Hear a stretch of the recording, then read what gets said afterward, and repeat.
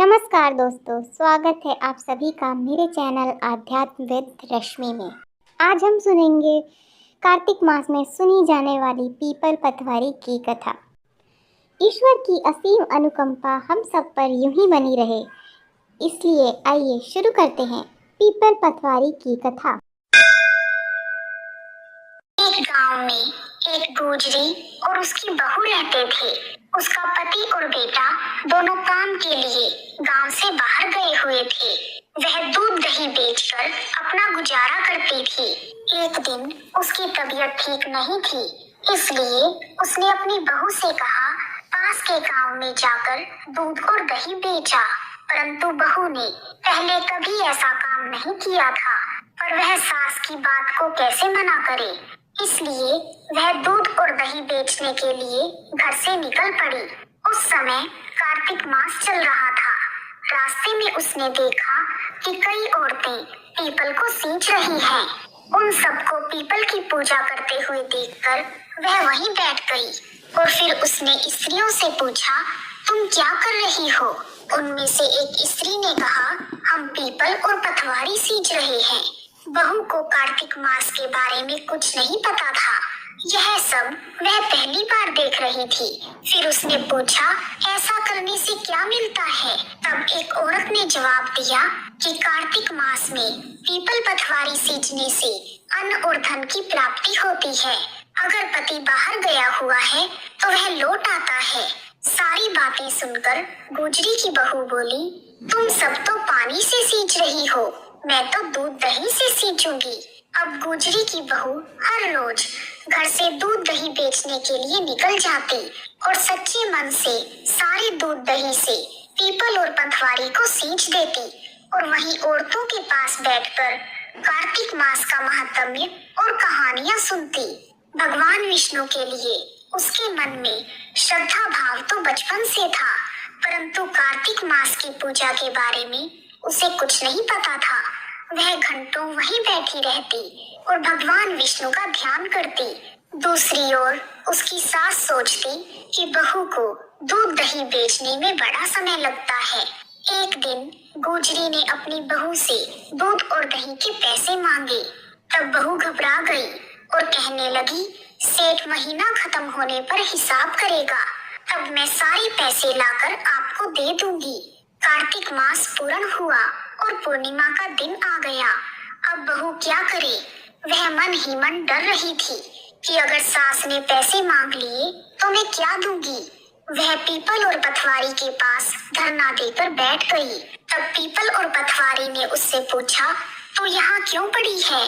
तब बहू बोली, मेरी सास दूध दही के पैसे मांगेगी। तब पीपल और पतवारी ने कहा, हमारे पास पैसे नहीं हैं, ये भाटे डंडे और पत्ते पड़े हैं, यह सब ले जाकर गुल्लक में रख देना। बहू ने पीपल और पतवारी के कहे अनुसार भाटे डंडे और पत्ते ले जाकर गुल्लक में रख दिए। थोड़ी देर बाद सास ने पूछा, ले आई पैसे? तब बहू ने कहा, हाँ माँ जी, मैं पैसे ले आई, मैंने सारे पैसे गुल्लक में रख दिए हैं। फिर सास ने गुल्लक खोलकर देखा तो उसकी आंखें फटी रह गई। गुल्लक में हीरे मोती जगमगा रहे थे, पत्ते धन में बदल गए, जिन्हें देखकर सास ने कहा, इतना धन कहाँ से लाई है? दूध दही की कीमत तो इतनी नहीं होती। तब बहू ने सारा सच अपनी सास को बता दिया कि उसने दूध और दही से पीपल और पतवारी को सींचा था और पैसे मांगने पर उन्होंने पत्ते डंडे और भाटे दिए थे और वह गुल्लक में रखने पर हीरे मोती में बदल गए। बहू की बात सुनकर सास ने सोचा कि पीपल पतवारी हर साल एक ही मनुष्य पर कृपा तो नहीं कर सकता, इसलिए अगले साल मैं पीपल पतवारी सींचने जाऊंगी। तब बहू ने कहा, जैसा आपको ठीक लगे वैसा ही करना। कार्तिक मास के देवता सब पर कृपा करते हैं। पूरा साल बीत गया और फिर से कार्तिक का महीना आया। अब की बार गुजरी स्वयं घर से दूध और दही लेकर निकल पड़ी। रास्ते में उसने सोचा, सारा दूध दही पेड़ में डालकर क्या होगा, यह तो बर्बाद हो जाएगा। इसलिए उसने दूध और दही तो बेच दिया और दूध दही की हांडियां धोकर पीपल और पतवारी में चढ़ा दी। इसी तरह वह पूरे कत्तक के महीने में दूध दही बेचकर बाद में हांडियां धोकर उस पानी से पीपल पतवारी को सींच आती। कार्तिक पूर्णिमा के एक दिन पहले वह घर आकर बहू से बोली कि तू मुझसे पैसे मांग। तब बहू ने कहा, कभी बहू भी सास से पैसे मांगती है। सास के बार बार कहने पर आखिरकार बहू ने सास को पैसे लाने को कहा तो वह अगले दिन पीपल के पास धरना देकर बैठ गई। तब पीपल देव ने प्रकट होकर उससे पूछा, तुम यहाँ क्यों बैठी हो? तब गुजरी बोली कि आप मुझे पैसे दे दो, मेरी बहू मुझसे पैसे मांगती है।